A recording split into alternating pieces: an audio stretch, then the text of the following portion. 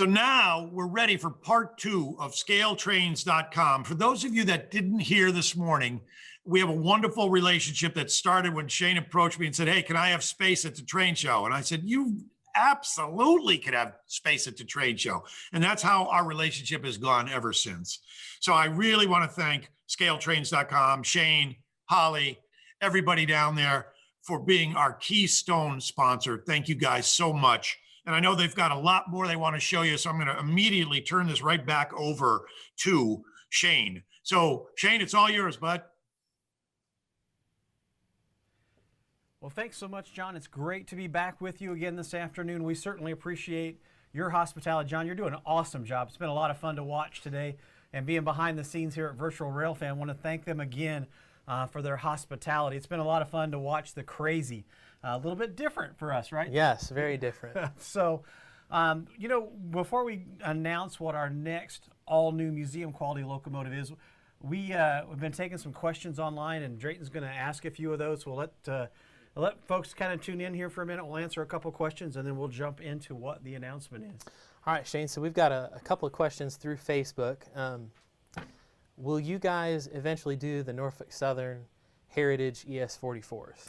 That is definitely on the to-do list. We'll do 5 of them on the next announcement that we do, and then 5 more on the run after that. And one thing we are going to do on that, even though they're coming on 2 different production runs, we will hold the price for all 10 ES44 locomotives. So that is definitely happening sooner than later. That's a question we get all the time. So NS Heritage units coming. What do we do with the pre-production models? That's a great question. So we get 2 sets of pre-production models. One set stays with our team out in Southern California, our product development team, because there's often questions about paint schemes and that nature. Usually those models, after some period of time, they'll be shipped to us in Tennessee, and they'll be rated for parts for product support. And then we get a second set of samples. Normally the second set of samples is for marketing, and that's what travels with us to the trade shows, and they get beat up pretty good. Yeah. But one of the things we are doing with all of our deco samples is we're keeping one set of everything that we do. One of our goals is to do a floor-to-ceiling display case in our office in Tennessee and have all of our models on display. So hopefully that'll happen in the next year or so. Yeah, excellent question. I'll advocate for us Kentucky guys. We'd love to see some R.J. Corman tunnel motors in the future. Is that a possibility? Oh, if you saw our Facebook posts within the last week where we talked about short lines and secondhand owners, this is another one of those challenging ones. It seemed like everybody said if we could get close enough on the details, maybe 90% of the way there. Most people seem pretty happy with that, and so we're seriously talking about that, and Corman would be one of those that would be like that. Yeah, so Shane, what is it about second and third and fourth hand owners that makes it challenging to do in tooling? Well, if you go back to that Facebook post, we showed pictures. You had the opportunity to go up and be there for the Whizzer 40th anniversary SD40-2. And the challenge is, once you start getting away from as delivered, details change. Yeah. And sometimes the details are really difficult. Not difficult. We can do them, but they're expensive. For instance, on that SD40-2, normally the sand filler, of course, is on the end of the rear long hood on an EMD. And on that locomotive, they essentially took it off, put a plate, and moved it about halfway down the long hood. And unfortunately, we're not working in clay, right? We just can't take it off the top and plug it in the middle. That's a pretty serious tooling change. And what would have to happen there is we'd have to have a new end insert made, but that end insert would have to be made so we can do it with or without. Then we have to do another insert on the top of the locomotive to be able to do that hatch, right? Well, that tooling might cost, I'm taking a swag at it, maybe that's $5,000 to be able to do that. Yeah. That's the only locomotive out there with it. Yeah. And that makes it really tough to invest that kind of money. That locomotive has some really unique front ditch lights only on that particular locomotive, and then have to rerun the wires and to get them lit correctly and then tool that part. And it's got unique rear ditch lights. They're on the pilot, but in a different position than anything else that we've seen. And there's a couple of other detail parts. The problem is when you start putting all that together, we estimate on the Whizzer unit, for example, it might be $20,000 worth of tooling. Yeah.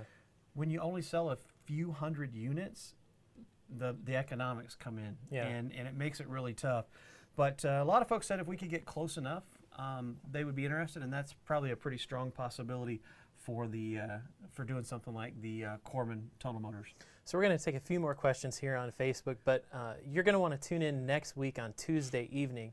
If you're not a member of the ScaleTrains Modelers group on Facebook, go join that group. It's a great little community. It's an independently run community by some fellow model railroaders, and Shane's going to actually be hosting a live stream event with the admins of that group. So if you don't get your question answered here on today's live stream, Tuesday evening's live stream in that group, you'll be able to ask Shane pretty much anything. So a couple more questions here real quick. Would we ever consider doing the Norfolk Southern steam excursion tenders? We get asked a lot about our tenders. We've even got some behind us. What do you say to that, Shane? Well, we have a list of literally hundreds of, probably over 1,000 different product suggestions, and that one's definitely on the list of possibilities. Just have to see what time holds. Yeah, yeah. Well, Shane, I'm excited for our next all-new museum quality locomotive. You ready to unveil this thing? I think we should. Let's not keep the suspense up any longer. So, when we launched our company, one of the things that we did is we wanted to really kind of plant a stake in the ground, and that's what the big blow turbine was for us. The 3-unit turbine. It's a big, it's like 20-something inches long. I think it's like 27 inches long with all 3 pieces. Yeah. And it was really a benchmark in the HO market with things like operating class lights and interior lights and the frog clank and the curved squeal. And since then, some of those features have become standard with models of the rivet counter level. So, as we looked at this new locomotive, of course, the tagline for Museum Quality is legendary locomotives. And we thought, well, let's go a different direction. A lot of folks thought we might be doing a steam locomotive. It's actually a diesel. A lot of folks thought we might do something Western flavored. It makes sense to do the U50C because it's got the right trucks. But we said, let's do something really different. And that's where we came up with this. We're going from big to small. Today, we unveil the EMD SDL-39 locomotive. And the SDL-39 is a really unique locomotive. There were only 10 built, 5 in 1969 and 5 in 1972. And Milwaukee Road went to EMD and said, hey, we have these branch lines in the upper Midwest, and we need something that can pull a long train, but it's got to be able to make the bridge limits and the rail limits for weight. And so what they came up with was essentially a 6-axle locomotive in a Jeep car body. So it's a 4-axle car body essentially. And so it's a 6-axle locomotive. It's really small, very unique, and a lot of great features. Well, and this is a locomotive that has been often requested too, and it's a little bit of a misnomer. Like, a lot of modelers perceive that some of the companies in the industry don't really listen to their customers, but we do. Whenever we get requests in, we make a list, and the SDL-39 is probably one of the most requested models that we've gotten. So yeah, the 39 really is, and here's why. If you're a Milwaukee modeler, it's one of those benchmark models. It's one that you're really going to want to have in your fleet. And we'll kind of walk through some of the features here. We'll start out with Milwaukee Road. You've got the first 5 units that were delivered. They would have been delivered with snow shields. And then, of course, Milwaukee had some pretty unique air horns, or E-bells, up on the front of the locomotive. And then the early units, if you look right up on the edge of the nose, and you'll notice on the edge of the cab, there's some special vents. Those are heating vents. All of them were delivered as non-dynamic brake, and they have all of the, of course, railroad, road number, era-specific features that you've become accustomed to, both in the rivet counter line and the museum quality line. What's going to differentiate this a little bit from the rivet counter line? Of course, you've got interior lighting, you've got the control stand lighting, and actually we're going to go back and print the gauges. You'll actually be able to see the gauges when you look inside. You've got frog clank, you've got curved squeal. And we're adding a ton of lighting effects, right? We've done class lights, and of course these come with class lights that you can cycle between red, white, green, and off. There's now walkway lights, both front, rear, and on the fireman's side. Yeah. You've got ground lights on both sides of the cab. So a ton of different LEDs on this locomotive. Really neat. We'll see some footage here in just a little bit.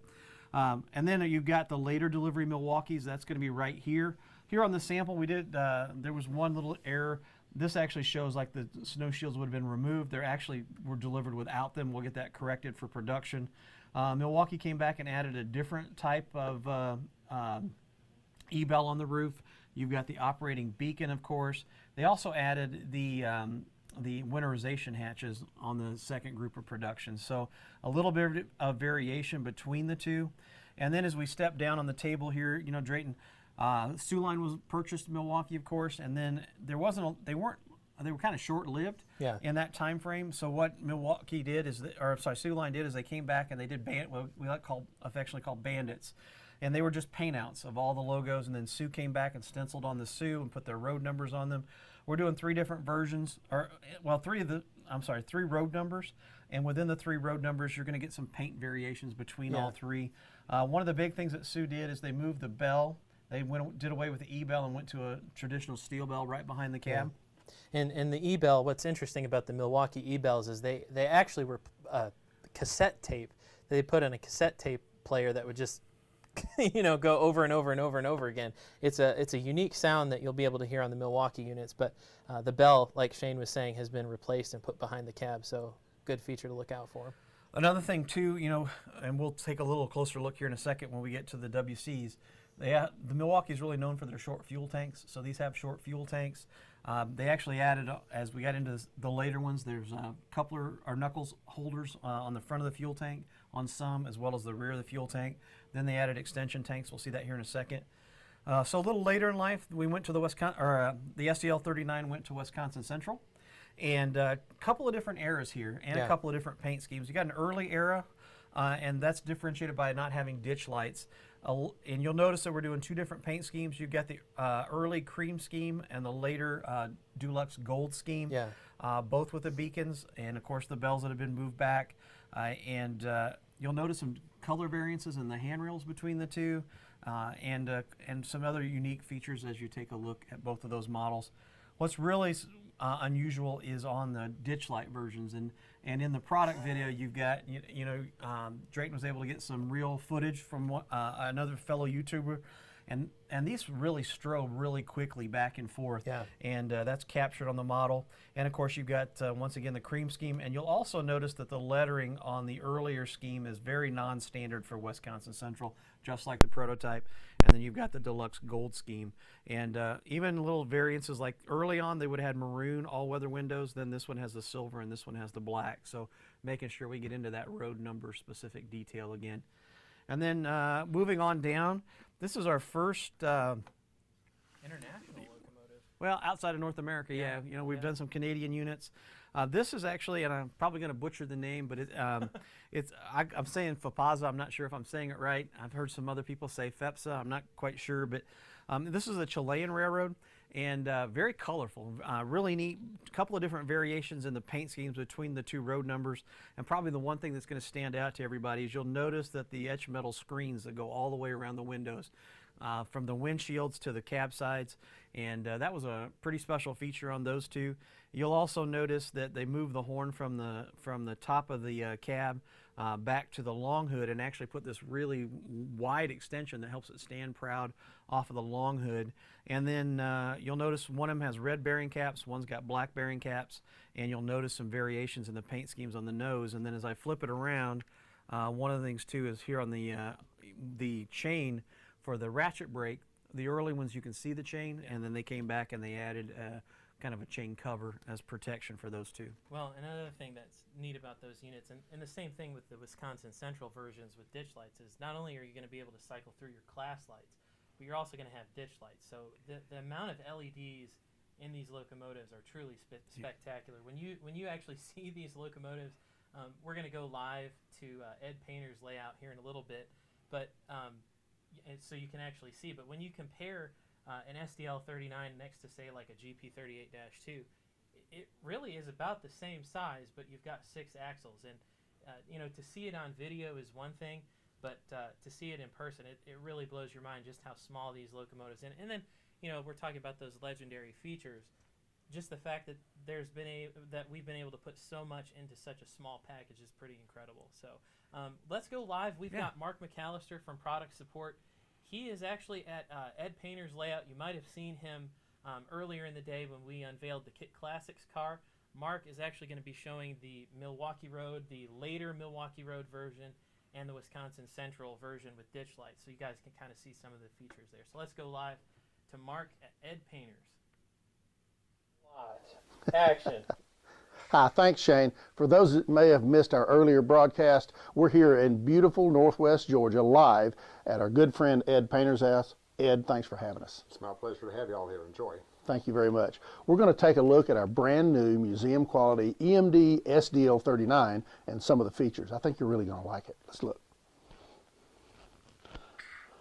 So just like other locomotives that we've released, pressing F8 will begin the startup sequence. With this one being a museum quality, you'll see the gauge lights light up in the cab. It also has truck lights on both the left and the right, illuminated number boards front and back, traditional EMD steel bell sound, 3-chime horn.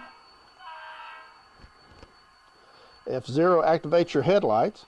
F5 will cycle through the classification lights, red, green, white, and then off. F6 will turn on the ditch lights. This locomotive has ditch lights on both front and rear, and they're programmed to flash fast like the Wisconsin Central did.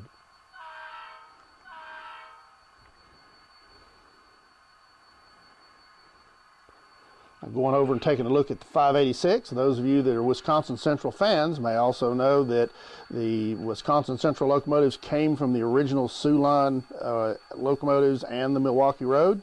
This being the 586, has the same startup sequence.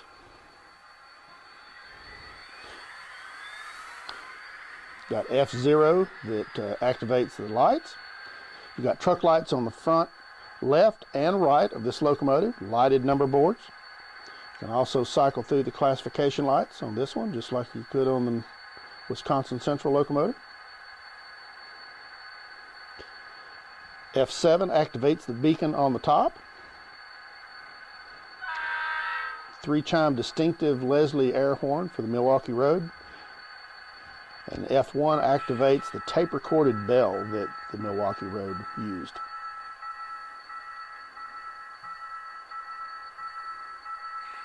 All right, so these locomotives are great. They'll be available very soon. You can place your pre-order very soon. Let's take the 582 for a trip around the railroad.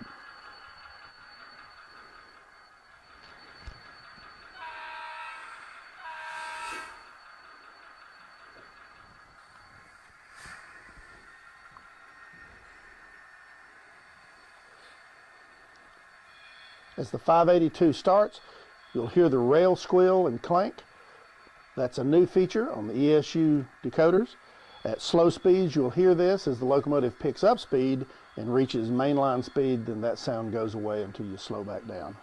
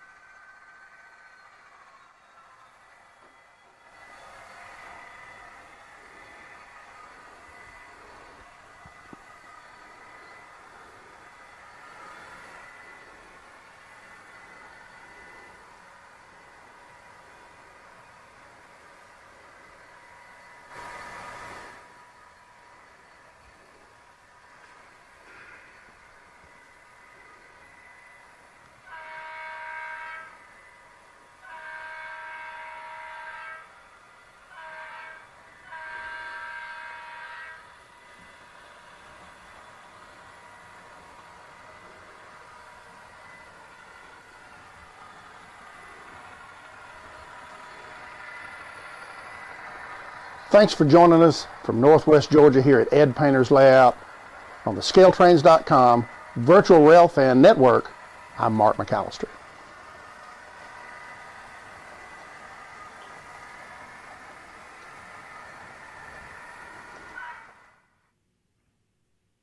Hey, thanks, Mark. We really appreciate you and Ed sharing the features of the SDL-39 with us. Well, Shane, it's great to have another museum quality locomotive in our lineup. It is. It's been a long time coming. You know, it's been about 5 years now, but it's great to add this one, and we actually have another one in development after this, so more to come on the museum quality side. Well, we're going to wrap it up. You know, we don't want to run too long here. We really appreciate everyone tuning in to learn more about our next museum quality locomotive. And of course, Drayton will be back here tomorrow at 1:30, and we have an incredible industry announcement that I think folks are going to be really excited about, and we'll be sharing that tomorrow. And really, one more time, I want to thank you, John, for having us as part of the show today. I want to thank the Virtual Railfan team, and we'll send it back to you, John. Thanks so much, everybody. Have a great afternoon.